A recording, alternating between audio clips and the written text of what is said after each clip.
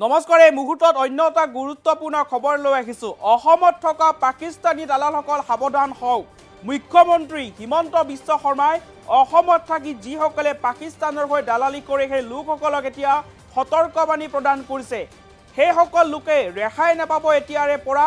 আৰু দেশদ্ৰোহিতাৰ যদি কোনোবাই পোষ্ট কৰে বা দেশদ্ৰোহিতাৰ যদি কোনোবাই কথা কয় তেনেহ'লে সেই লোকসকলৰ এতিয়া বিপদ অনিবাৰ্য। প্ৰতিটো মুহূৰ্ততে আৰক্ষী প্ৰশাসনে চোকা দৃষ্টি ৰাখিছে এতিয়া সেই লোকসকলৰ ওপৰত। গতিকে অসমত থাকি অসমৰ বায়ু পানী গ্ৰহণ কৰি যিসকলে পাকিস্তানৰ হৈ দালালি কৰে সেই লোকসকল এতিয়া সাৱধান হওক। অসমত থকা পাকিস্তানী দালালসকল সাৱধান হওক। অসমতো আছে পাকিস্তানী দালাল আৰু ৰেহাই নাপাব অসমত থাকি পাকিস্তানৰ হৈ দালালি কৰা সেই লোকসকল। এনে লোকৰ ওপৰত তীক্ষ্ণ নজৰ ৰাখিছে এতিয়া আৰক্ষী আৰু প্ৰশাসনে। দেশদ্ৰোহিতাৰ কাম কৰিলে বিপদ অনিবাৰ্য। আৰু কোনো কাৰণতে সাৰি যাব নোৱাৰিব অসমত থকা পাকিস্তানী দালালসকল। অসমত থকা পাকিস্তানী দালালক মুখ্যমন্ত্ৰী হিমন্ত বিশ্ব শৰ্মাৰ সকিয়নি প্ৰদান কৰিছে এতিয়া অসমৰ মুখ্যমন্ত্ৰীয়ে। অসমত থাকি অসমৰ বায়ু পানী গ্ৰহণ কৰি যিসকল লোকে পাকিস্তানৰ হৈ দালালি কৰে সেই লোকসকলে এতিয়া ৰেহাই নাপাব। সেই লোকসকলৰ বিৰুদ্ধে একশ্যন লোৱা হ'ব। আৰু দেশদ্ৰোহিতাৰ কাম কৰিলে বিপদ অনিবাৰ্য। সেই লোকসকলৰ ওপৰত তীক্ষ্ণ নজৰ ৰাখিছে আৰক্ষী প্ৰশাসনে। মুখ্যমন্ত্ৰী হিমন্ত বিশ্ব শৰ্মাই এতিয়া শেষ সকিয়নি প্ৰদান কৰিছে।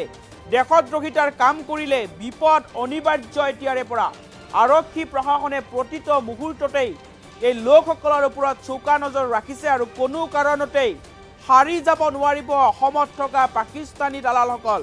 যিসকলে অসমত থাকি পাকিস্তানৰ হৈ দালালি কৰে সেই লোকসকলক এতিয়া মুখ্যমন্ত্ৰী হিমন্ত বিশ্ব শৰ্মাই শেষ সকিয়নি প্ৰদান কৰিছে। কোনো কাৰণতে এই লোকসকলে ৰেহাই নাপাব। অসমত থাকি পাকিস্তানীৰ হৈ দালালি কৰাসকলে কোনো কাৰণতে ৰেহাই নাপাব। নিৰ্বাচনী সভাৰ পৰাই মুখ্যমন্ত্ৰী হিমন্ত বিশ্ব শৰ্মাই সেই লোকসকলক সকিয়নি প্ৰদান কৰিছে। কঠোৰ সকিয়নি প্ৰদান কৰিছে মুখ্যমন্ত্ৰী ডক্টৰ হিমন্ত বিশ্ব শৰ্মাই। অসমত থাকি পাকিস্তানৰ হৈ দালালি কৰাসকল গতিকে এতিয়াৰে পৰা সাৱধান হওক। প্ৰতিটো মুহূৰ্ততে আৰক্ষী প্ৰশাসনে আপোনালোকৰ ওপৰত চোকা নজৰ ৰাখিছে আৰু দেশদ্ৰোহিতাৰ কাম কৰিলে আপোনালোকৰ বিপদ অনিবাৰ্য। গতিকে সাৱধান হওক। কি মন্তব্য কৰিছিল নিৰ্বাচনী সভাত মুখ্যমন্ত্ৰী হিমন্ত বিশ্ব শৰ্মাই? মন্তব্য আগবঢ়াব লৈছো। ভগৱানক প্ৰাৰ্থনা কৰিছো যাতে প্ৰধানমন্ত্ৰী নৰেন্দ্ৰ মোদীক শক্তি দিয়ে, তেখেতে যাতে আমাৰ ভাৰতৰ বুকুৰ পৰা এই পাকিস্তানী সন্ত্ৰাসবাদীসকলক নিশেষ কৰিব পাৰে, নোহোৱা কৰিব পাৰে। আৰু আমাৰ ভাৰতত পাকিস্তানে যাতে কোনো কাৰণতে সন্ত্ৰাসবাদ চলাব নোৱাৰে তাৰ বাবে কঠোৰ ব্যৱস্থা গ্ৰহণ কৰিবৰ বাবে মোদী ডাঙৰীয়াক যাতে শক্তি দিয়ে। তাৰ লগে লগে মই প্ৰধানমন্ত্ৰী ডাঙৰীয়াক আহ্বান জনাম যে তেখেতক ভগৱানে আৰু শক্তি দিয়ক। পাকিস্তানৰ লগতে আমাৰ দেশৰ ভিতৰতো যিবিলাক পাকিস্তানৰ দালাল আছে সেইবিলাকো যাতে মোদী ডাঙৰীয়াই খতম কৰিব পাৰে, শেষ কৰিব পাৰে। যোৱা দুদিনমানত মই দেখা পাইছো, কালি দেখা পাইছো যে আমাৰো কিছুমান দুই এজন মানুহে ইনডাইৰেক্টলি পাকিস্তানৰ সমৰ্থনতে ফেচবুক, হোৱাটছআপ বা পোষ্টিং কৰা মই দেখা পাইছো। মই এটা কথাই ক'ব খুজিছো যে অসমৰ মাটিত থাকি যিসকলে পাকিস্তানৰ দালালি কৰিব কাকো আমি এৰি নিদিওঁ। এই কথা সকলোৱে মনত ৰখা উচিত হ'ব। এৰি দিব লাগে নেকি? এৰি দিব লাগে নেকি? সি লাগিলে যিমানেই ডাঙৰ মানুহ নহওক কিয়, যিসকলে পাকিস্তানৰ দালালি কৰে তেওঁলোকক আমি কেতিয়াও এৰি দিব নোৱাৰো। যোৱাকালি মই গোলাঘাটত আছিলো, যোৰহাটত আছিলো। তাতে মই সাংবাদিকক কৈছিলো যে আমাৰ অসমত কংগ্ৰেছ দলৰ 3জন সাংসদ আছে। ইয়াৰ ভিতৰত এজনে আটাৰী বৰ্ডাৰ দি গৈ পেলাই পাকিস্তানত 15 দিন চৰকাৰক নোকোৱাকৈ থাকি আহিছে। তাৰো ৰেকৰ্ড অসম চৰকাৰৰ ওচৰত আছে। আৰু এই ধৰণৰ ব্যক্তিক আমি ক্ষমাও নকৰো আৰু এনে ব্যক্তিৰ বিৰুদ্ধে আমি কঠোৰৰ পৰা কঠোৰতম ব্যৱস্থা ল'ম। এই কথা আজিয়ে মই ক'ব বিচাৰো। শ্ৰদ্ধাৰ ৰাইজ, মোদী ডাঙৰীয়াক আমি শক্তিশালী কৰিব লাগিব। অমিত শ্বাহ ডাঙৰীয়াৰ হাত শক্তিশালী কৰিব লাগিব, যাতে আমাৰ ভাৰতত আমি এক নিৰাপদ পৰিৱেশ সৃষ্টি কৰিব পাৰো।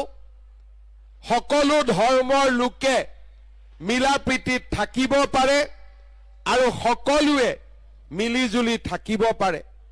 যোৱা পৰহি দিনাখন কাশ্মীৰত বন্দুক লোৱাৰ আগতে মানুহক সুধিছে যে তোৰ ধৰ্ম কি? আগতে কেতিয়াও সন্ত্ৰাসবাদীয়ে ধৰ্ম বিচাৰ কৰি মানুহক মৰা নাছিলে। প্ৰথমবাৰ আমি দেখিছো যে কোনোবাই যদি কৈছে মই হিন্দু, নিজৰ পত্নীৰ আগতে গিৰিয়েকক গুলি মাৰি হত্যা কৰা হৈছে। আপোনালোকে এইকেইদিন টিভিত দেখি আছে। কি হিন্দু হোৱাটো দুখৰ কথা হ'ব পাৰে নেকি?